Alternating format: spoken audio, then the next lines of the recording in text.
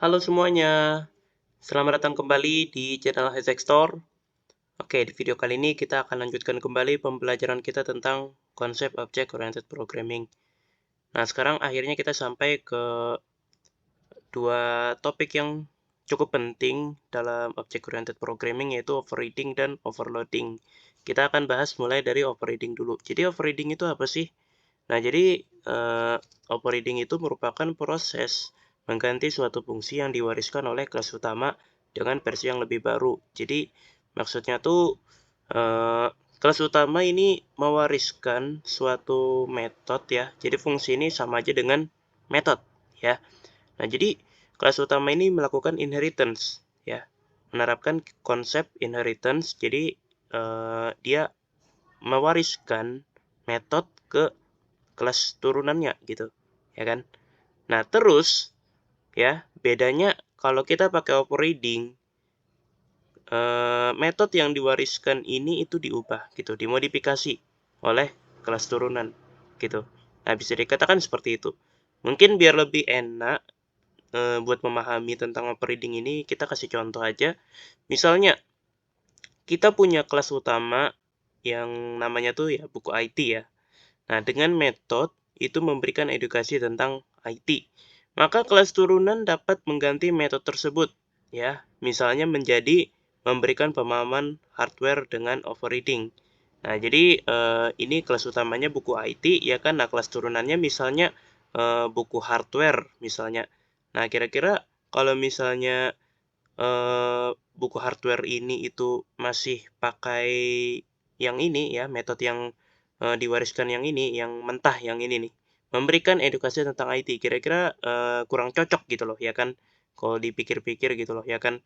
Harusnya yang lebih cocok itu adalah memberikan pemahaman hardware. Nah, harusnya begitu. Nah, karena ini kurang cocok ya kan, jadi harus dimodifikasi gitu loh, biar apa ya, biar lebih relevan aja gitu loh dengan kelas turunannya. Nah, kelas turunannya kan soalnya kan tentang hardware nih, ya kan? Jadi kayak, masa ya metodenya kayak gini gitu loh, ya kan? Nah, jadi biar lebih relevan, lebih cocok gitu loh. Itu dilakukanlah overriding gitu.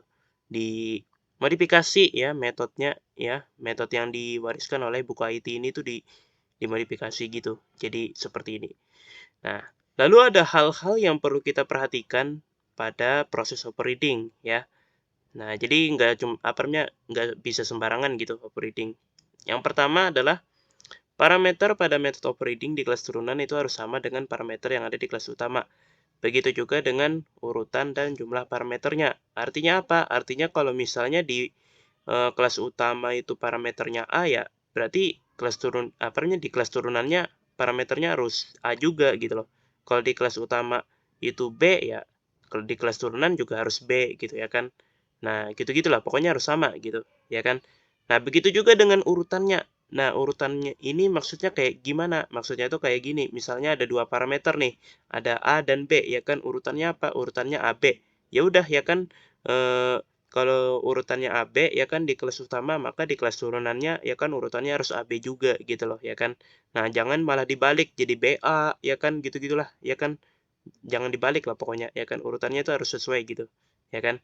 Nah, jumlah parameternya juga sama gitu loh, ya kan. Kalau jumlah parameter di kelas utamanya itu 2, ya udah ya kan di kelas turunannya harus 2 juga, jangan 1 atau 3 ya kan.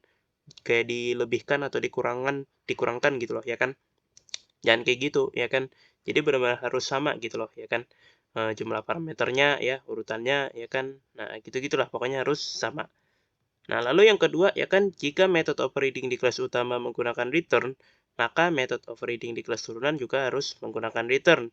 Jika metode overriding di kelas utama adalah void, maka metode overriding di kelas turunan juga harus void.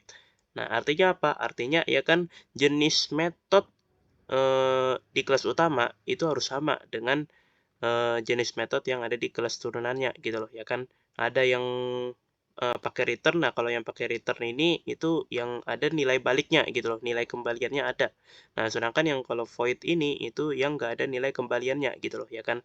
Nah, jadi pokoknya harus sama ya kan metode overriding-nya. Ya kan, kalau misalnya di kelas utama return ya, ya udah return juga, jangan void gitu loh, ya kan di kelas turunannya, ya kan.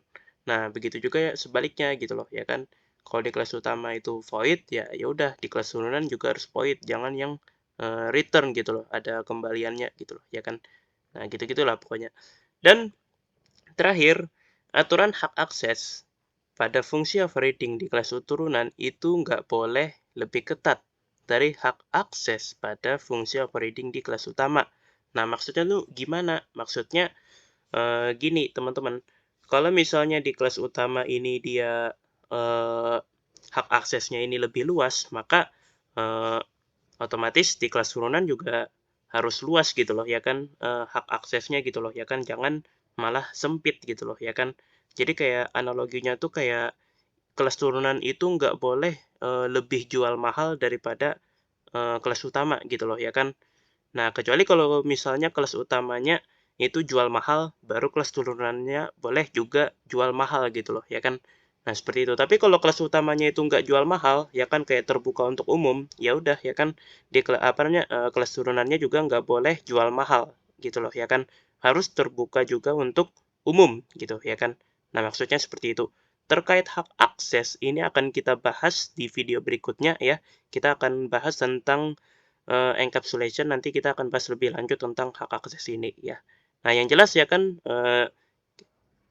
kelas turunan itu intinya nggak boleh lebih jual mahal lah pokoknya ya kan daripada kelas turunan sorry kelas utama ya.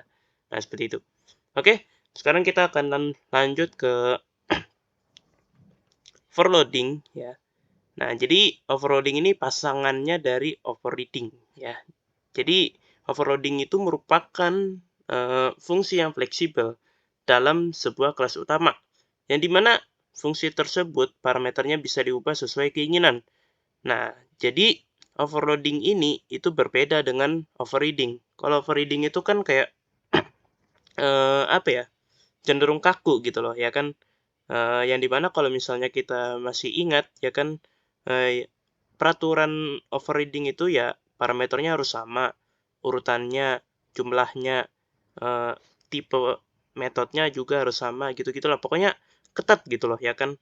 Aturannya jadi kayak kaku gitu loh, ya kan. Nah, tapi kalau overloading itu beda. Jadi lebih fleksibel gitu loh, ya kan. Metodenya tuh bisa diubah gitu loh parameternya gitu-gitulah sesuai kebutuhan gitu loh, ya kan.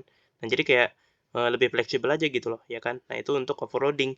Dan bedanya juga dengan overreading adalah kalau overloading itu dia nggak apa ya, nggak mewariskan ke kelas turunan gitu loh, ya kan metodenya. Jadi kalau kita baca ya dalam sebuah kelas utama, artinya kayak untuk kelas itu sendiri gitu loh, ya kan, bukan untuk diwariskan gitu loh.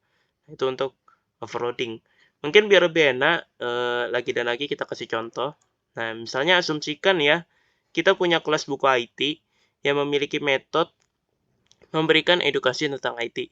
Namun setiap orang memiliki pemahaman yang berbeda terhadap apa yang dibaca pada objek buku tersebut. Artinya, setiap orang yang membaca sebuah objek buku pada kelas tersebut akan sama-sama merasakan efek dari metode memberikan edukasi tentang IT. Akan tetapi, efek yang dirasakan setiap orang itu beda-beda, gitu loh, ya kan? Nah, jadi apa ya? Bisa dikatakan metodenya ini sama aja gitu loh. Sama-sama memberikan edukasi tentang IT, dan orang yang membaca ya kan yang membaca objek buku tersebut itu akan sama-sama merasa teredukasi gitu loh oleh buku tersebut. Tapi apa yang membedakan? Yang membedakan adalah edukasi yang orang rasakan itu kayak beda-beda gitu loh, ya kan. Nah, itulah perbedaannya gitu loh, ya kan. Ada yang nangkapnya A, ada yang nangkapnya B, ada yang nangkapnya C gitu-gitu loh, ya kan. Padahal metodenya itu sama-sama apa ya, sama-sama A gitu loh, ya kan. Tapi sayangnya ya kan karena otak manusia itu unik-unik, karena otak manusia itu beda-beda ya, pokoknya unik lah pokoknya. Itu otomatis ya ada yang nangkapnya oke, sorry ya, agak batuk ini.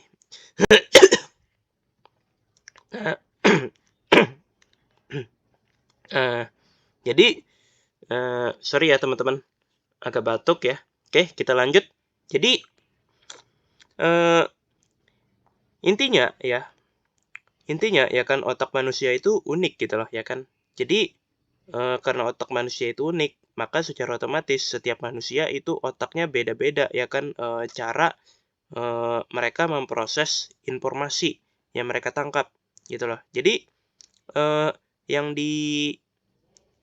yang disampaikan itu misalnya A gitu loh ya kan. Yang disampaikan adalah A ya kan. Tapi ya kan ada yang nangkapnya itu A juga, ada yang nangkapnya itu justru B gitu loh ya kan. Nah, seperti itu. Jadi itulah yang dimaksud dengan overloading. Jadi beda-beda gitu loh ya kan. Beda-beda gitu loh. Metodenya sama tapi kayak lebih fleksibel aja gitu loh ya kan. Mungkin ini agak susah untuk dibayangkan. Mungkin contoh ini mungkin agak kurang relevan. Jadi mungkin teman-teman bisa coba cari contoh lain ya dari berbagai sumber terkait overloading ini agar teman-teman bisa lebih mudah memahami tentang konsep overloading ini ya. Nah, jadi itulah yang disebut sebagai overloading, yang dimana kita membuat satu metode itu lebih fleksibel dan punya lebih banyak cara untuk mengeksekusi metodenya, gitu loh ya kan. Ada yang mengeksekusi metodenya dengan cara A, ada yang dengan cara B, gitu-gitulah ya kan pokoknya ya kan. Nah, catatan ya. Nah, ini ada catatan ya. Lokasi overloading itu bukan di kelas turunan tapi di kelas utama. Jadi dia nggak menerapkan konsep inheritance seperti overriding. Parameternya berbeda-beda walaupun metodenya sama ya. Nah, dikarenakan lokasinya terletak di kelas utama, maka tidak perlu inheritance. Nah, jadi seperti itu ya teman-teman. Jadi overriding ini intinya hanya untuk kelas utama itu sendiri ya, bukan untuk diwariskan. Nah, seperti itu. Oke, aku rasa segitu saja ya pembahasan kita tentang konsep object oriented programming. Semoga dapat dipahami ya teman-teman. Dan aku ingatkan sekali lagi, mungkin contoh yang aku sebutkan untuk overloading yang ini itu mungkin kurang relevan dan agak susah untuk dipahami. Jadi lagi dan lagi aku ingatkan, silahkan teman-teman cari sumber lain ya, cari di sumber lain ya kan untuk memudahkan pemahaman tentang overloading ini. Oke, tak lupa aku ucapkan terima kasih kepada teman-teman sekalian yang sudah mau menonton video ini sampai selesai ya. Dan sampai jumpa lagi di video-video berikutnya. Dadah!